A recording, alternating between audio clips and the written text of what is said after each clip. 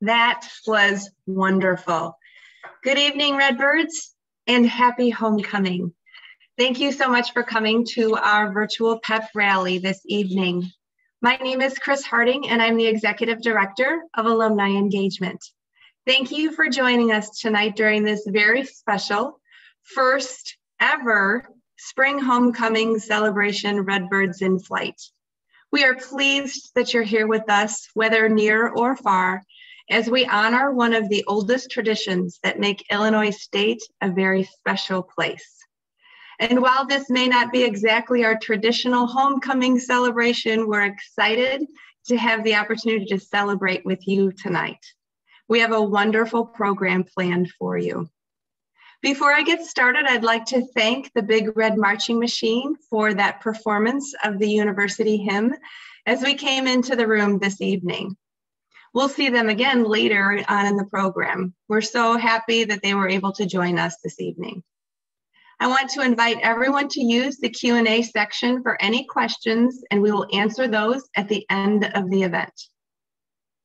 And now I would like to kick off our homecoming program by introducing President Larry Dietz.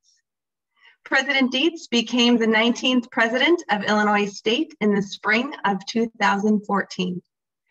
He and his wife, Marlene, have spent countless hours with alumni in the community, across the country, and internationally. They are true Redbirds, and we're thrilled to have him here this evening. Please welcome President Larry Dietz. Thank you very much, Kris, and thanks for that kind introduction. It's a great pleasure to be with you tonight at this very non-traditional homecoming, but nevertheless, it's a great night to be a Redbird, as is every night for that matter. And I want to say kudos to the band for being with us tonight.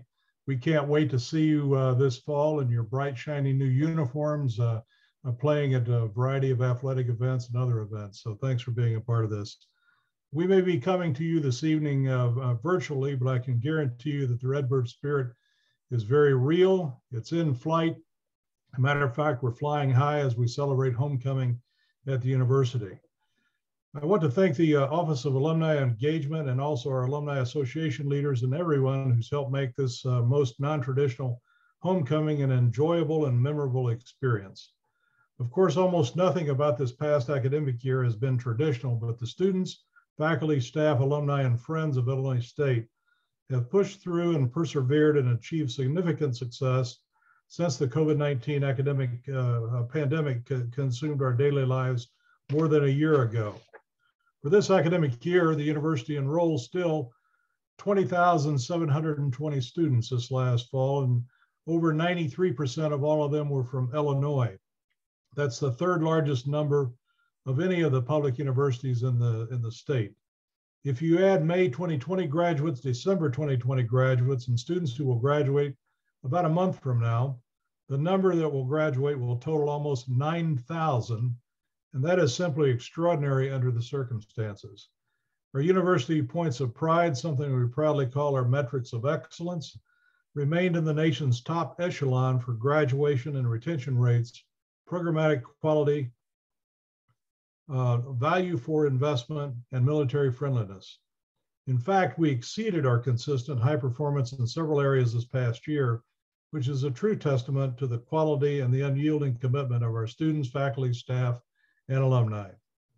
We experienced more than a 13% retention increase in African-American first-time in college students.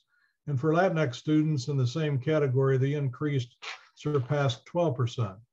The number of Illinois' first-time in college students from the lowest income categories rose over 9%. We added to our leadership cabinet the university's first assistant to the president for diversity and inclusion and created an advisory council and student groups to address national, statewide, and local issues of diversity, inclusion, equity, and systemic racism. And this fall, we will open a new multicultural center, which we're very, very excited about. We also near completion of the revitalization of the Bone Student Center, the facility most used by the university and also the McLean County residents, comprising a community that drives an annual university financial impact of over $830 million. Illinois State also completed its second comprehensive fundraising campaign called Redbirds Rising, which raised over $180 million for the future of leadership, scholarship, and innovation at ISU. And we're still thanking people for their generosity, and I want to do that again tonight. If you contributed to that campaign, thank you. If you didn't, we hope that you'll still contribute at some point in time. But homecoming is traditionally aligned with Redbird athletics, and this year, the Redbird athletic story is still one of remarkable success. Redbird volleyball won its second straight Missouri Valley Conference tournament title with a win over Loyola, and will make its third straight trip to the NCAA championship as the conference's automatic qualifier. It will be the 16th NCAA tournament appearance overall for the Redbirds, who will play UNLV in the NCAA first round on Wednesday, April the 14th in Omaha, Nebraska, just next week. Redbirds have also now won 3 team championships so far in 2021, as volleyball joins women's indoor track and field and men's cross country as Missouri Valley Conference championship winners. The Illinois State women's basketball team made its first postseason appearance since the 2012-2013 season, when the Redbirds were selected to compete in the WNIT in Memphis, Tennessee. And of course, we welcomed Kyle Brennan as our new athletics director and congratulated retiring athletic director Larry Lyons on a great career, surpassing 30 years here. Kyle's gotten a great start. He's off and running and really doing a terrific job. In all, it's been a very challenging year for all of us, and while we remain vigilant and on guard against COVID-19, we really can begin to see the light at the end of the tunnel. That light signals the return of the university experience we all know and love, with most students back in the classroom, busy residence hall life, and a campus thriving with activity.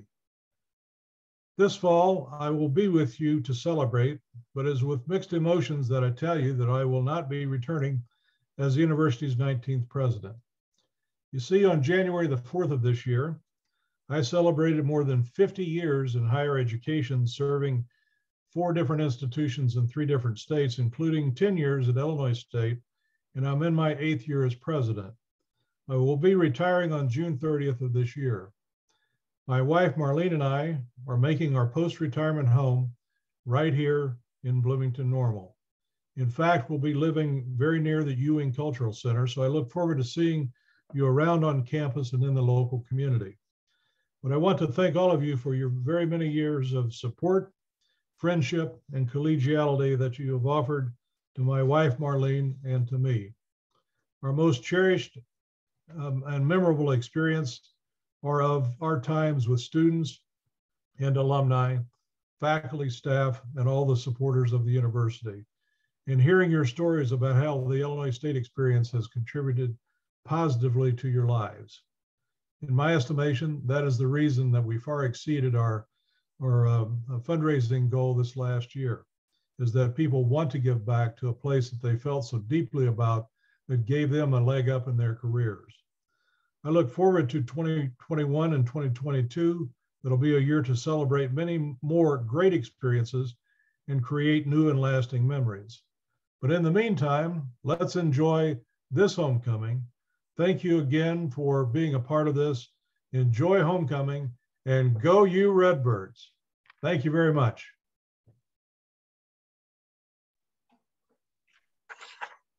Thank you, President Dietz. We appreciate you and Marlene so much, your hard work over the years. We have so much to celebrate. It's a great day to be a Redbird.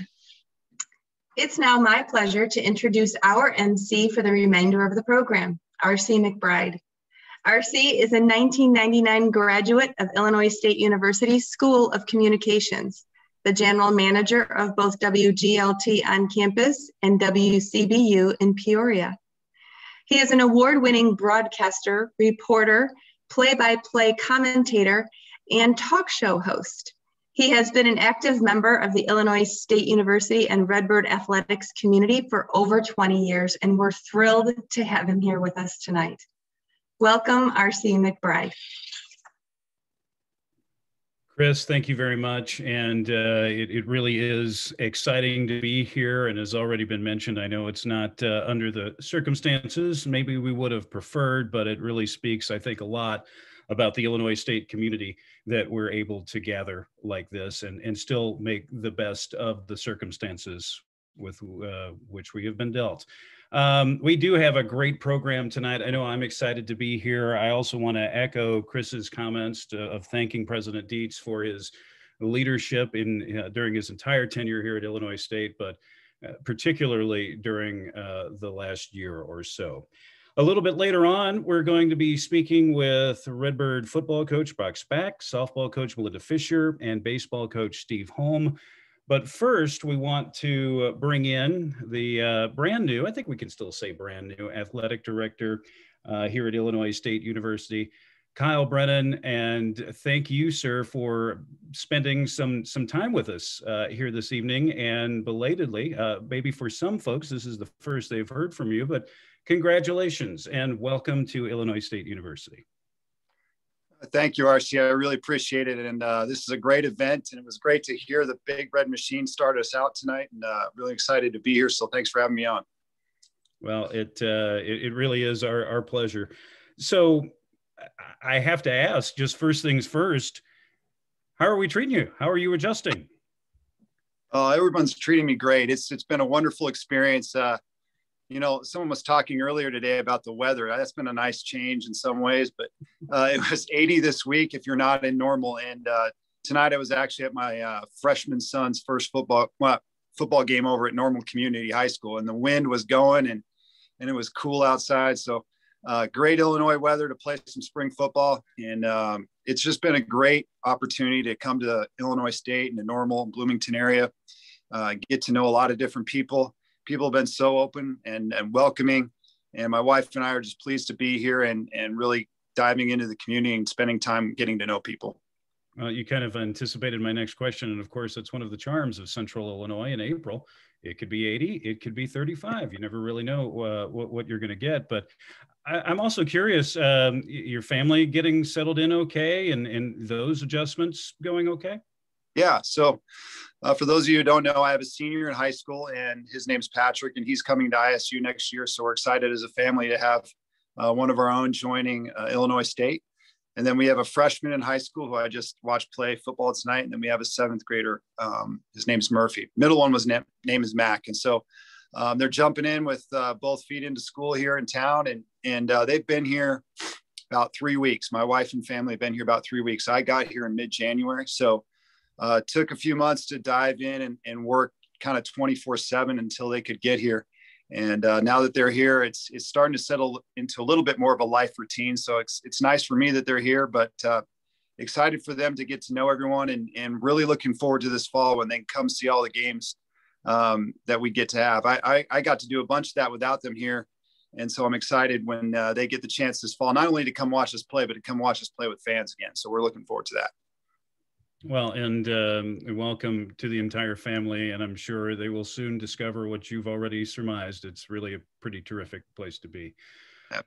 Talk a little bit about, I mean, obviously, whenever you're moving into a new leadership position, you know, there are going to be some challenges, and, you know, just finding out where the coffee is, where the restroom is. I mean, all those but what is it like taking on a leadership position like this, given everything that is going on in the world?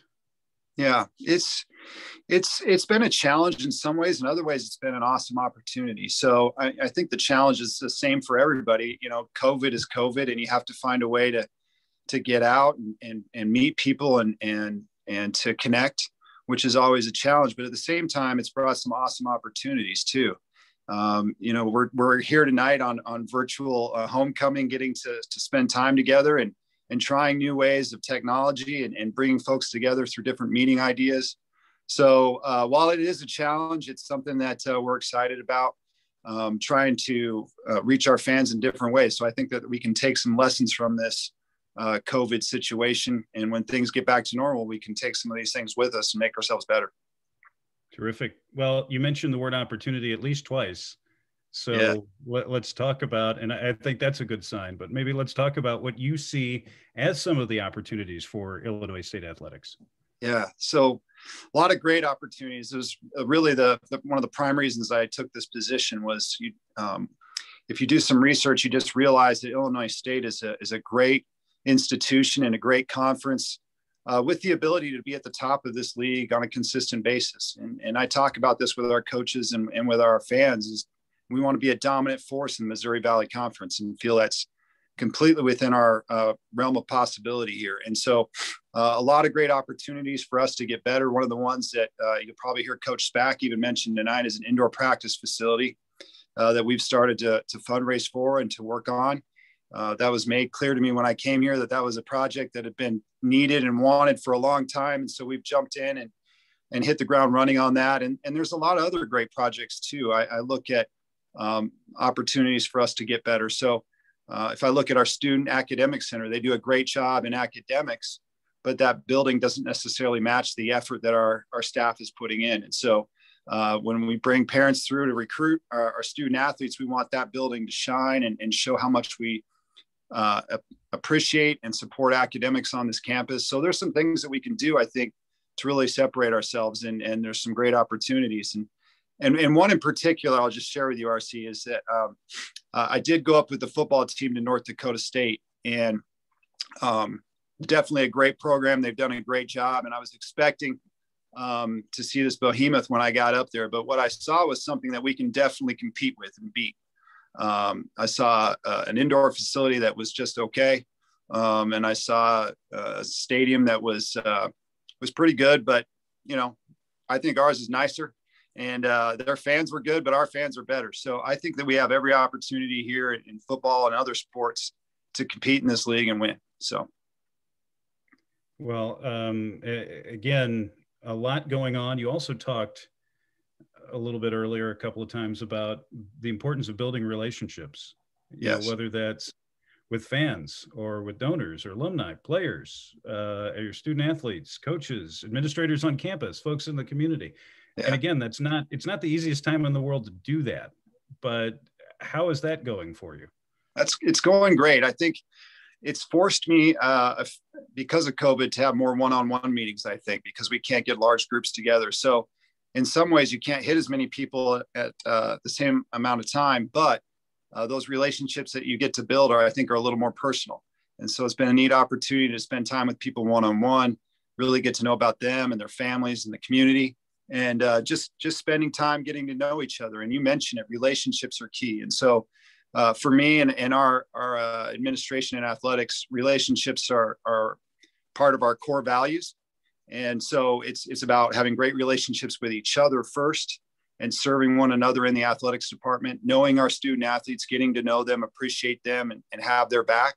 And then it's getting out into the community and getting to know others as well. And so it's been a really great opportunity to walk in onto this campus. President Dietz's leadership has been amazing. One of the things that I've really taken from my time here so far is what a great relationship athletics has with the rest of campus. And I really think that's a tribute to Larry Lyons and the work that he did and the work that President Dietz has done to create a culture and an environment where athletics and the university can work together. And that's not the case at a lot of schools. There's some tension there. And so what's great about this institution is we understand the importance of athletics, but at the same time, athletics is not too big for the rest of the institution, and we want to keep it that way. So it's a nice fit.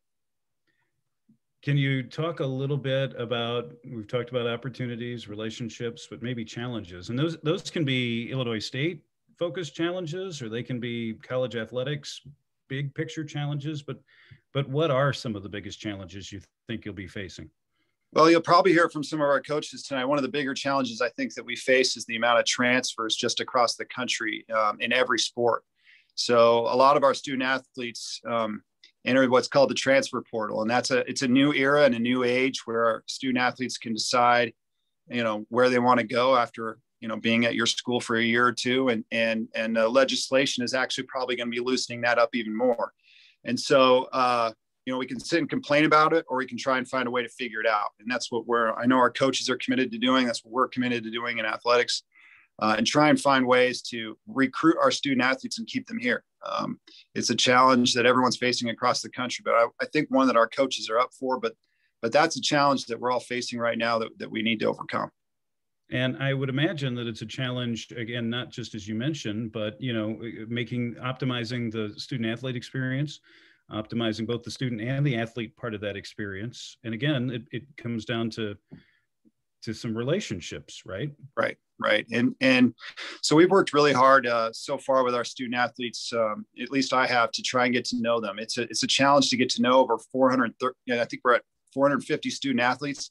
I can't get to know every single one of them, but I've spent a lot of time going to each team, talking with them, and then having individual students come by my office and just taking the time to get to know them one-on-one. And I tell you what, when you do that, you realize why you do what you do for a living, because our student athletes are great young men and women who are awesome in the community, who do a great job in the classroom, and who represent us really well on the field of play.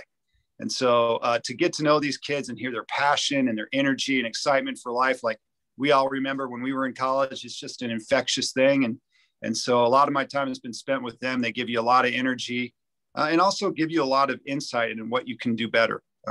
We need to listen to our student athletes, because at the end of the day, we're here to support them and give them the kind of experience that they need to have success here in athletics, but then to go on and have success out in the community and in the world in general. So really great opportunity to get to know those kids.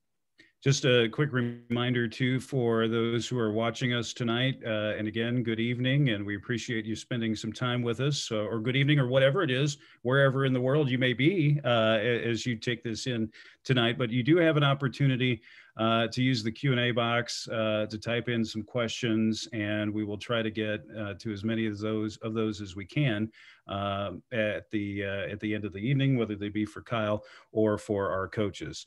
So before we introduce the coaches, I want to give you an opportunity. Let's pretend they're not here. No, I just talk a little bit about the coaches that we have on campus, because in my time here, which is now longer maybe than I'd like to admit,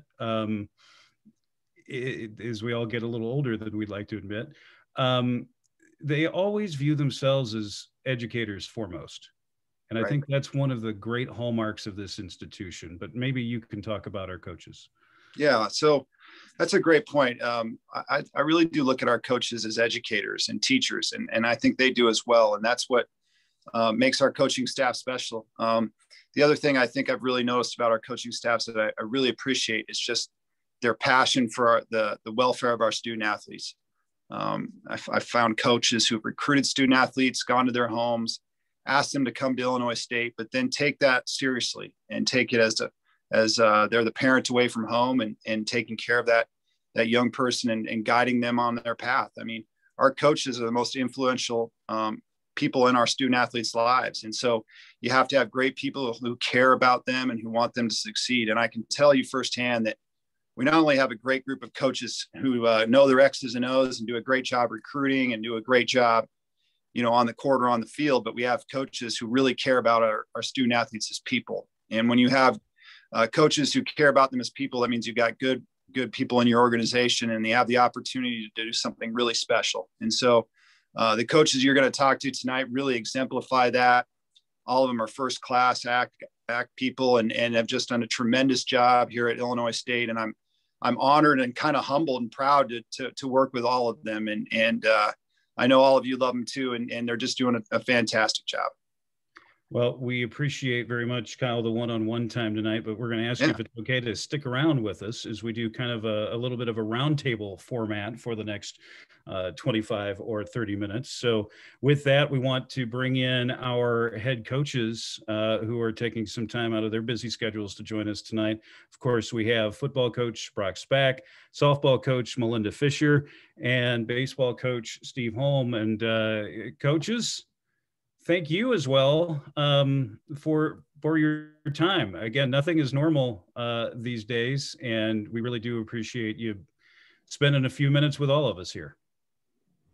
Thanks, RC, for having us on. We enjoy this. It's our favorite subject.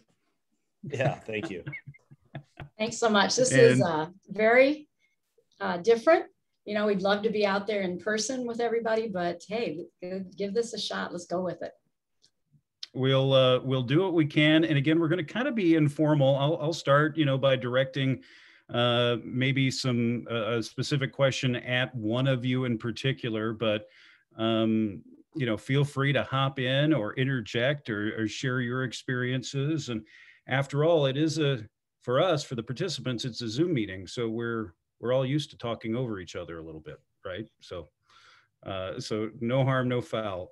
But let's, I want to start with Melinda and Steve in particular, because as spring sport coaches, you're not typically involved in homecoming, at least not directly, at least not in season. So maybe Melinda, you first, what has that been like? Have you given that much thought or been able to? Not really. Honestly, it's just, so this is our season, and it's probably as normal as we could be at this point, even though the number of games that we've played doesn't even compare to the number that we play during a typical year. But we are actively involved in homecoming because we get to march in the homecoming parade every year. So this kind of brings back those kinds of memories, this type of conversation. And we sell football programs, so we get to know the crowd at the football game. So I think we have a little internal investment as well. But no, it's been a fun year. It's been a challenging year. It's been a very different year. And we just take it one day at a time and continue to move forward. Steve, maybe your thoughts, probably some similarities there. Yeah, for us, homecoming, homecoming is normally an extremely exhausting week. It's where we bring in a lot of our recruits, and it is one of those weekends where you're entertaining and stuff like that. So when you get to Sunday afternoon, like our assistant coaches and everybody involved in the program are normally exhausted. So the Zoom thing is much easier. We obviously have no recruits in town right now. But we're like Melinda said, we're in the middle of our season. Melinda and I were on the phone earlier trying to figure out what the weather was going to be like on Saturday, and should we play, should we double up on Friday, whatever. So, we're going 90 miles an hour right now. We run around like a chicken with our head cocked during the season, but normally the homecoming is a little bit different experience for us than it is right now. And Brock, I'm sure that very much is the same for you. It has to feel very different. And I don't know necessarily I'm sure your schedule is a little busier during a typical homecoming, but to some degree, maybe because you're usually in season, that's just week 6 or whatever it is. But what does this one feel like for you?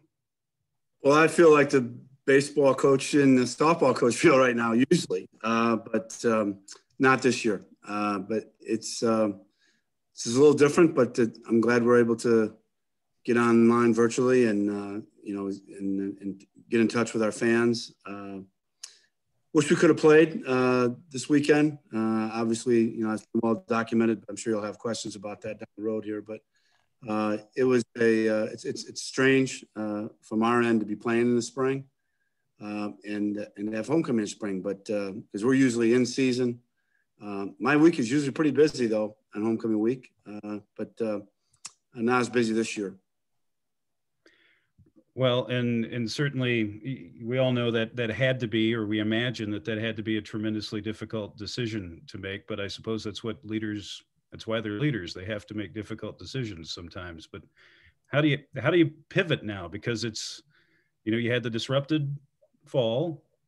Spring has not been normal. And then, we all hope, as has already been mentioned, that there's some sort of normalcy as we head into your next season. We are, if you're just talking about football, we're headed in the right direction towards normalcy.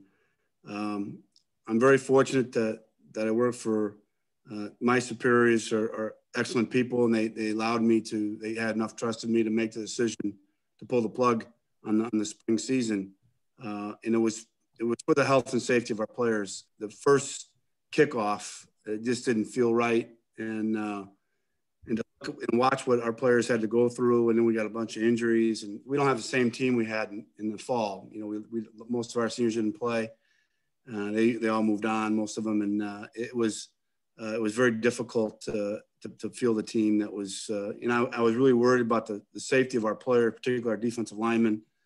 We had very little depth there because we lost a lot, and then they got injured. So I felt it was important that we protect our players, because every day we played or practiced or played a game, that put the fall in jeopardy. Football is not designed to have 2 seasons in 1 year. To have a 3-month, 4-month turnaround and go right into another season, usually have a 9-month training. We haven't been in an 8-week training cycle in over a year. So we're back in the weight room now, which we haven't done. Training in the weight room for football is a lot different in a lot of sports, and that it's, we're training for like Olympic lifting. We lift a lot of weights, and it's very, very important. And our kids haven't done that for over a year, if you think about it. And now we're more into a normal sequence. Our players, even the guys who are 50-50 on the decision, they even came up to me these last 2 weeks and said, "Hey, I get it. This is much better." And I couldn't imagine what it was going to be like for us to go back in August and do this again and not have any time to prepare and train the right way. So we're back into a decent cycle, I think. So I think we're much comfortable where we're at now. Yeah, and I'm not sure, maybe the average fan understands this, but there's a reason why professional athletes at the highest level don't compete year round. It's a tremendous amount of stress, physical and otherwise, I would think, and particularly with the nature of football.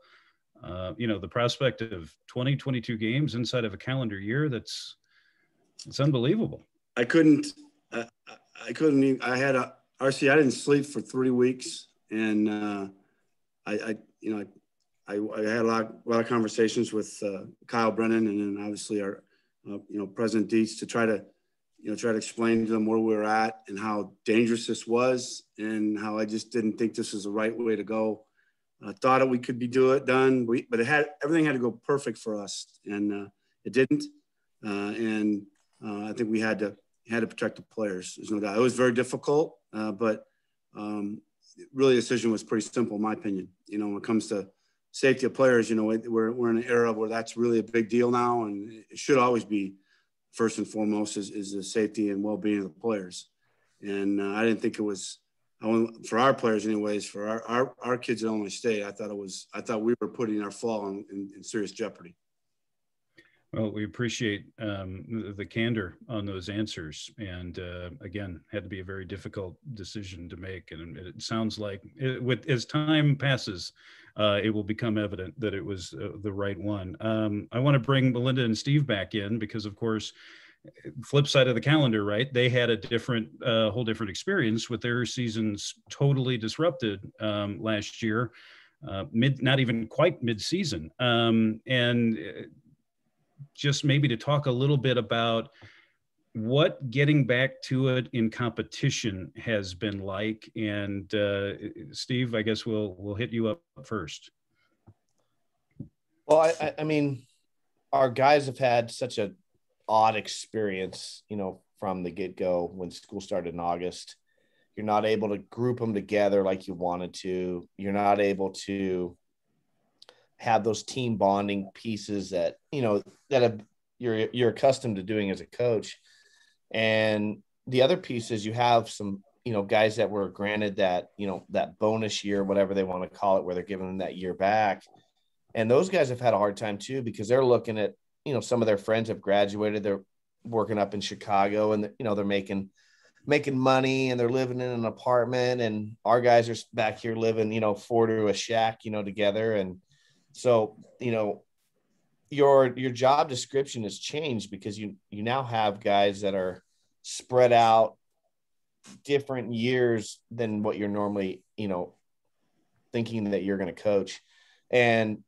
But once the bell rang and we started our season, it became a lot easier at that point. We got back on the road. We got back together. Obviously, you're on the bus together, and the team part, started to mesh a little bit. It took us a little bit longer than we wanted to, but that piece has been like their saving grace, if that makes sense. They've been able to get back on the field, which is what they came here to do. They love doing it. And, the baseball has been the same, it's an outdoor sport. It's been a lot easier to navigate for us than it has been for, obviously some of the indoor sports. So, but the actual competition, that's what they've craved for the last year. And I think they're just pumped to be back on the field. And Melinda, what about your student athletes? What has their experience been like, again, getting back to competition? Yeah, I'd echo a lot of the same things that Steve talked about. I think for us, we had a lot of what if questions, navigating since March 12th throughout the entire summer on Zooms, trying to engage them in a lot of things that provided team activity as best as we could. We get back to classes online, but in person on the field in August with individuals. Still the what if questions. What if we're doing this and we don't get to play? What if? Then we got in our 45-day period where we could actually have team practices, and that answered a lot of those what if questions. So we get done with the 45-day competition. Even though we couldn't play outside competition, we had extremely competitive scrimmage games within our team. So that was really, really great to see. I was so proud of them. They stepped up. They took it extremely seriously. They got a ton out of it.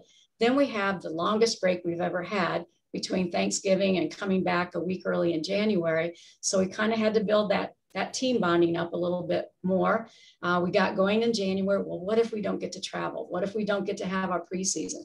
Then the preseason happened. We took our first flight. We experienced our first airport. We experienced other people outside of the Bloomington normal area. So things just kept happening that were positive. And everything seemed like we are back to what we are supposed to be doing. The game to me has not changed at all. The only thing in my opinion that has changed with it is that the coaches have to wear a mask and the home plate umpire has to wear a mask. And many of the base umpires do as well. But other than that, the game is the same. Once that first pitch was thrown, we were back in it. So that was fun. That was the fun part. I can tell. And maybe I want to ask all three of you about this as well. But we talked with Kyle a little bit about how you see and you really are educators. And obviously for the student athletes, this is a formative time of their lives. And to have to go through something like this that has not really happened in any of our living memories before.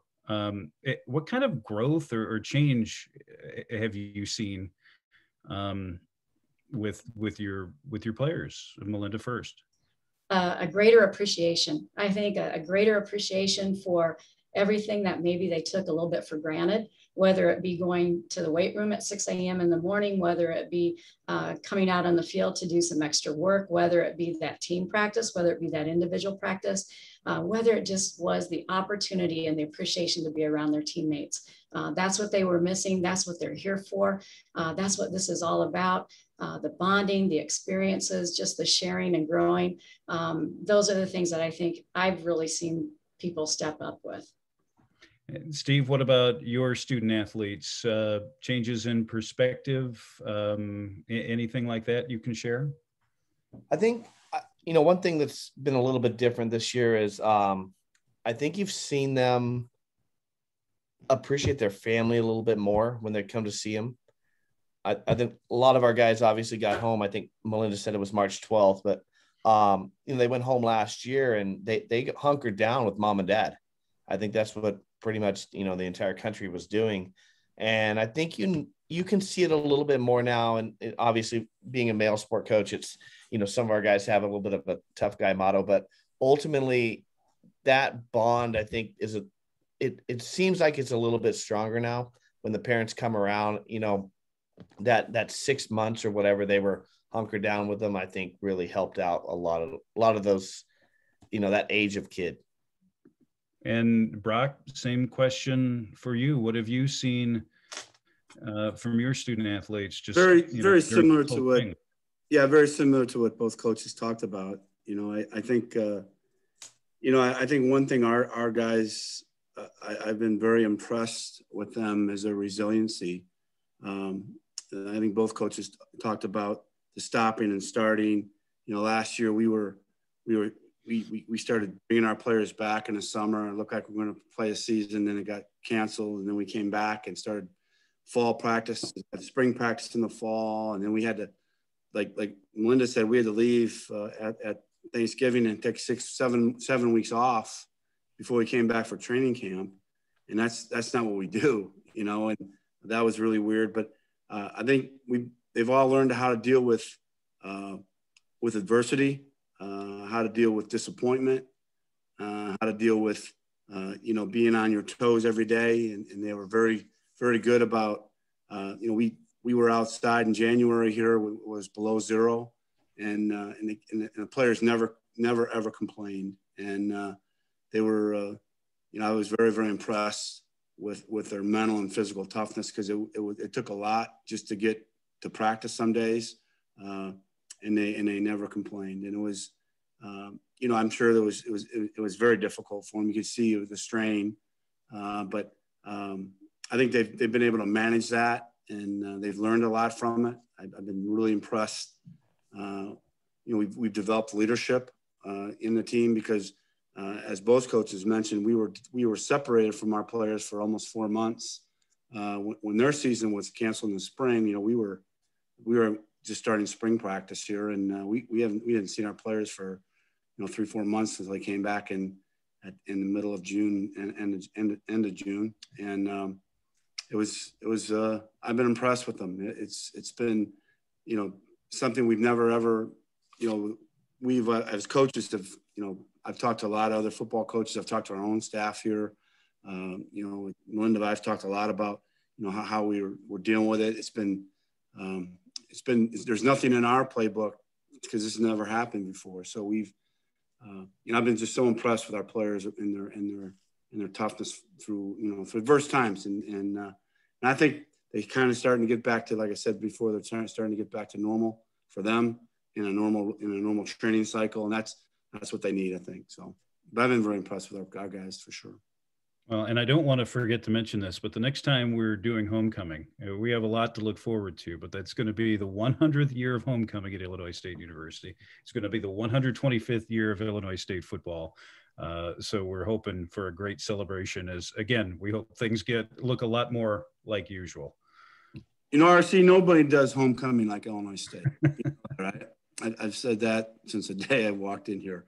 This place is unbelievable, how they, you know, take care of their own and open the gates back up to welcome back alums. And it's just impressive time. I've always been very, very impressed. This is the most impressive place I've ever been when it comes to homecoming. Well, you touched on it, Brock, and again, something I want to ask all three of you about. You know, what has gotten you through all the unprecedented nature? You know, what experiences have you drawn on? What folks have you leaned on? If folks leaned on you, just to talk through everything? If you're asking me directly, I Coach Fischer, I leaned on her a lot. So I have, you know, my mentor has passed away, but I leaned on some of my former adversaries, my former competitors in the Big Ten, and talked to head coaches in the Big Ten I know very well, and they were very helpful. And all of them said, "Thank God we're not playing in the spring like you are." I said it was tough, but it was kind of interesting, particularly when we started the COVID protocol. You know, when you have to move, you know, 60 or 70 players, and then all the support staff, and having all the COVID protocol with meals, with, you know, meetings, and keeping people distant, and all that stuff. That was really helpful. I know for me, but a lot of times, you know, this is the most I've been around my family, and probably in 38 years of coaching, you know, and I have not been around my family this much, you know, because we couldn't be around anybody else, you know. So it was we were together on family spring break, and when it's all hit the fan basically, and we stayed together for a long time. So I've spent a lot of time with I spent more time with my kids, but sadly to say, than I probably ever did when they were little, and my granddaughter. So it was that part of it's been kind of neat, but that's kind of how I got through it. And just thinking about the next phase, you know, and you know, we football, we look a year ahead, a lot of things, and we do a lot of planning, and I've done a lot of planning, and, and throwing a lot of plans away and redid them 4 or 5 times. So that's kind of how I kept busy.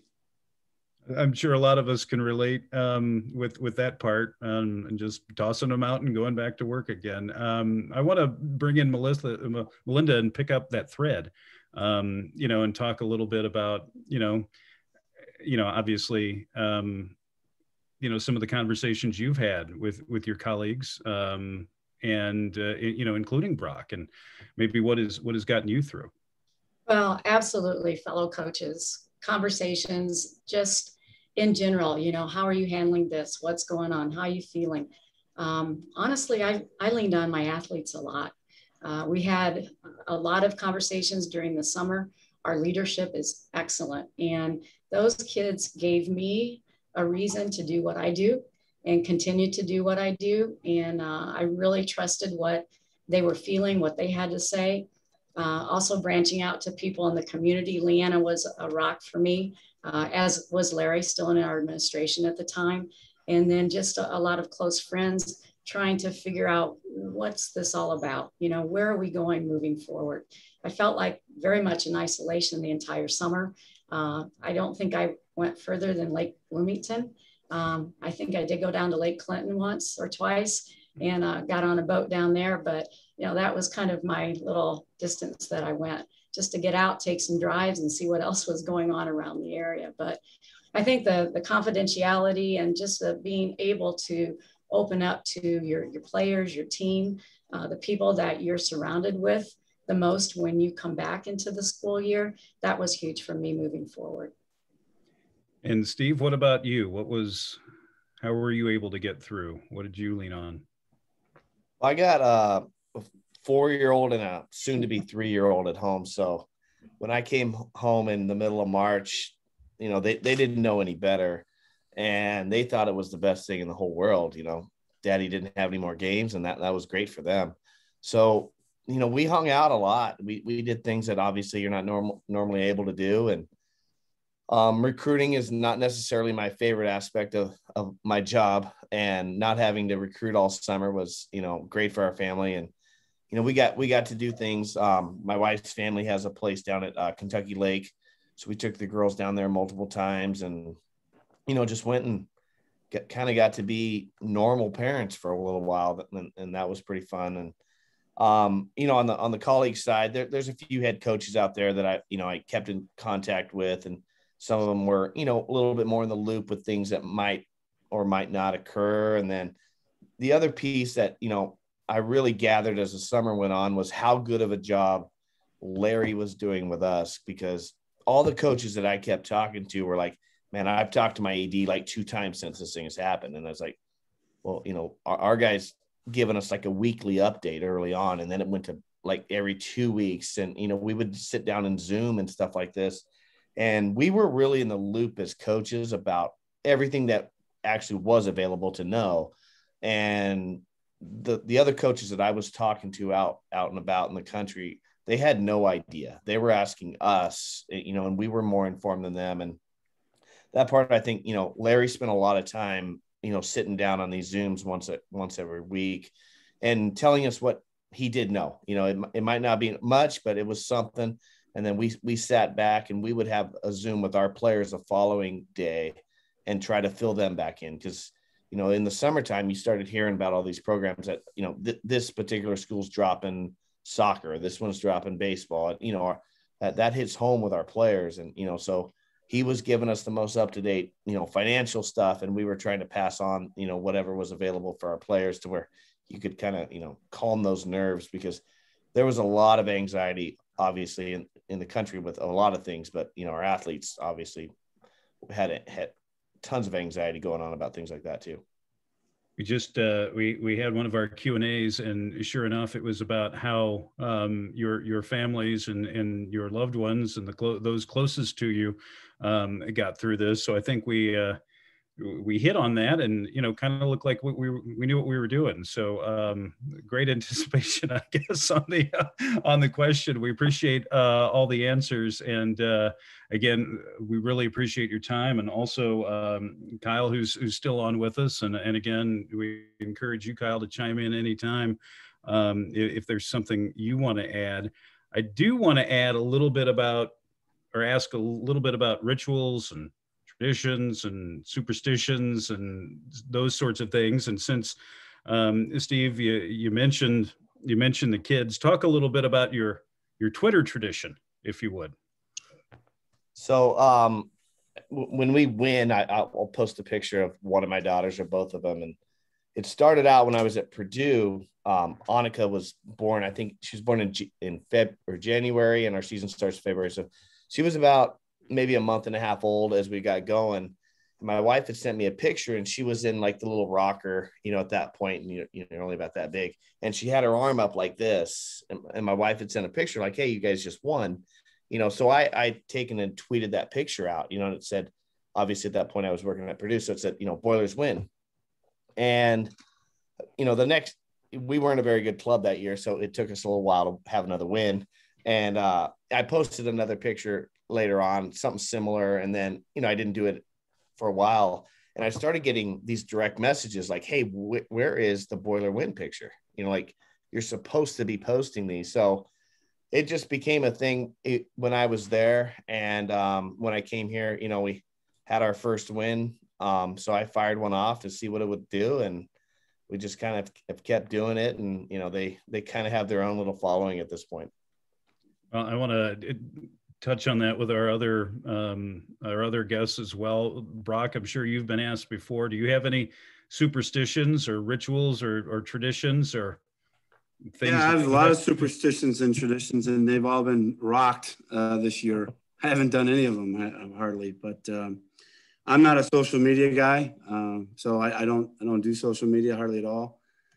I find out about things from my coaches or my wife and or my kids, but I'm not a social media guy. But I have a lot of things. I'm a staunch.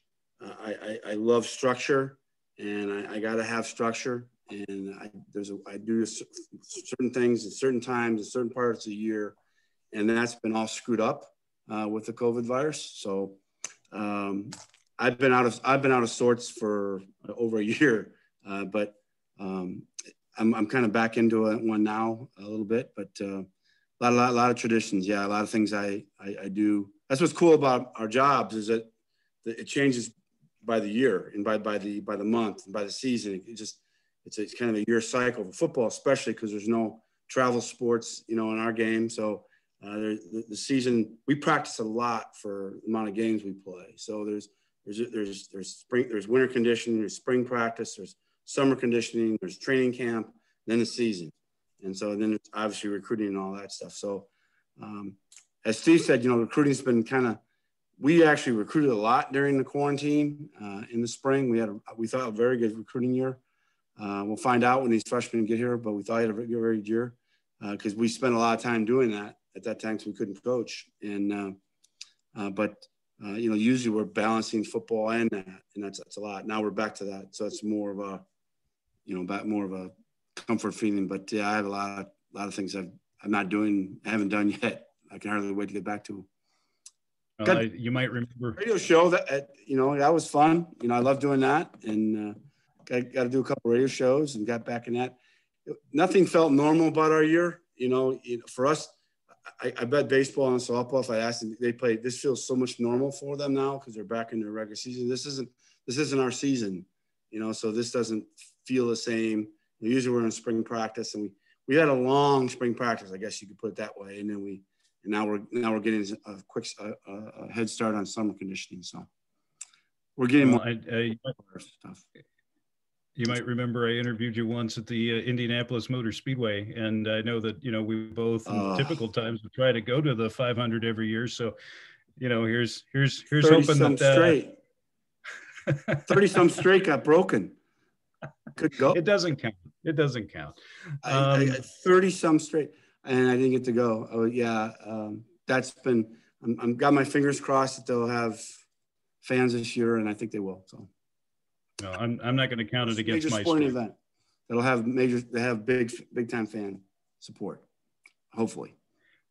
Let's hope. Melinda, what about you? Any traditions? You're not a structure person at all, are you? Not at all. No, no, just kind of go with the flow and see where we go. Right. Over the years, I've developed many superstitions, but I swore that going into probably 5 years ago, I was going to get rid of all of them. Okay. I did. I got rid of all of those, but then I picked up some different ones. But it's, I'm not a social media person either. I rely on other people to give me that information. I think I'd probably spend my entire time on that if I ever really got involved with it, just trying to catch up with people. But so yeah, some different things. Got to have a Polar Pop before a game if the Polar Pop is available. Polar Pop run every day probably, or Starbucks, one of the two.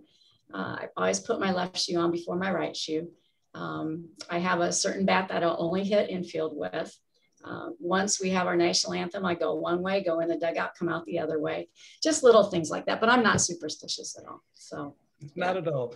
Not at all. No. And we would hope no one would ever suggest it. No. I'm curious. We haven't heard from Kyle in a bit. Do athletic directors have superstitions? Oh yeah. Yeah. I'm messed up just like the rest of them. So I have all kinds of weird things, but usually it's me kind of being pessimistic, I guess. You know, I always talk like, oh, I don't know if we got a chance, or I don't know if we could do this, you know, when the game's on.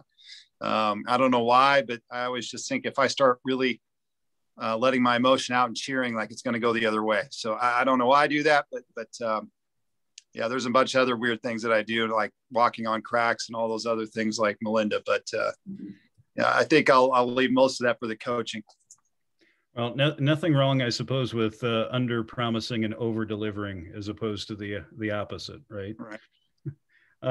We also should, before we've got a few minutes left here, and we don't want to, and I know it's been touched on already, but we do need to congratulate women's indoor track and field and men's cross country and Illinois State volleyball on their success. And Kyle, it's got to be pretty cool for you to walk into teams that are doing that well.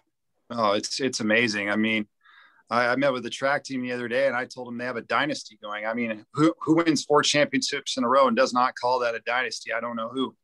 So I'm even wearing my track shirt tonight. So our track team has done an amazing job. Our coaches there have done amazing work. But all these coaches have. If you look at Melinda's career, I mean, I think she's the winningest coach maybe in softball history in this league, I would imagine, if not in a lot of other ways. And Steve's just getting started and doing a great job. And, Brock's done a hell of a job here too. So it's been great to walk into a group of really good coaches and a lot of really good success. It's a tribute to the work they've done and the work that Larry did before I got here. So really appreciative. Well, let's, before we do run out of time, talk with Melinda and Steve about, because again, they are in season, they are off in conference play. And maybe Steve, you first, quick update on how the Redbirds are looking at this point in the season. Well, we started off and we felt like we maybe bit off more than we could chew. And we played a pretty tough schedule early on. We're at Oklahoma State, went to East Carolina. They're both top 10 teams at that point. And, we felt like we were going to be able to really swing the bat and probably pitch out of the bullpen pretty well. And we came home from East Carolina. We felt like we couldn't hit, we couldn't pitch, and we couldn't defend. And we're looking like that's not a very good club, if you think about it. So we got home, we played Arkansas State, and we had four guys out at that point, 4 starters. And we took 2 out of 3. And at that point I said, okay, if we can take 2 out of 3 from a club like that and not have, 4 of your main guys, I think it's starting to turn. And then last weekend we opened up conference at Southern Illinois, and they were, I think, top 30 in the country at that point. They'd got off to a great start. They were like 19-1 at one point. And we took 3 out of 4 from them at their place. We played very well. So at this point, I think we're cautiously optimistic that really tough schedule prepared us to come back into conference and be very good. But, you've also, that you have lost a little bit. So, that's where the cautious part comes in. But, we are in conference. We got off to a great start, and we have a big weekend this weekend against Indiana State, who's they're a top 25 team right now as well. I think they're top 23 maybe, but so it'll be a good test for our guys and get a chance to play at home again. And then, from here on out, those are probably two of the toughest teams in our league that we will play. So we get them right out of the chute. Melinda, you are at home as well this weekend, and your team is off to a tremendous start in conference play. Maybe talk about them a little. Yeah, we typically we play a little bit different schedule than we've played this preseason. Right now we've played 25 games. Well, typically we've played 25 games the first 5 weekends. So we're down number of games. It's not that we didn't go. We went places and got weathered out, or we didn't go down to North Alabama because of a snow and ice storm that those people down there have no idea how to deal with that. So getting into conference, we were just excited to get back playing, and we just take every game. Hey, every game you got to be ready to play. This conference has tremendous parity. You just never know what's going to happen from top to bottom any weekend, and you just got to be ready. But so far, it's been in our favor. We decided, though, against Drake, our first game, I think we were trying to hit that ball that's up here. Maybe we saw some flies or some gnats or something we were swatting at. Can't quite be sure of that, but got that corrected for games 2 and 3. So that was good. Well, our last question, because again, I know time is very valuable for all of you, but this comes from one of our viewers, and we'll use this as kind of our wrap-up point. And Melinda, since we're on you, we'll start with you first. But everything, again, going on that has gone on the last year, have you been able to maybe reconnect or stay connected more than usual with some former players or alumni or anything like that? Our alumni has been tremendous. They've kept in contact. A lot of them are asking, can they start coming to games now, which at this point is still just a player's pass list. We had 2 alumni join us over the summer to talk about some social justice issues. So I really feel that this has been a great point for adding and reconnecting with everybody that's been in our program. We've had several newborn babies throughout the COVID period.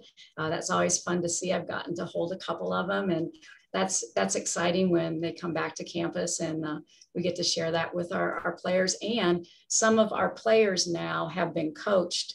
Our current players have been coached by our former players. And also I have a former player's daughter that's playing. So it's kind of all in the family now.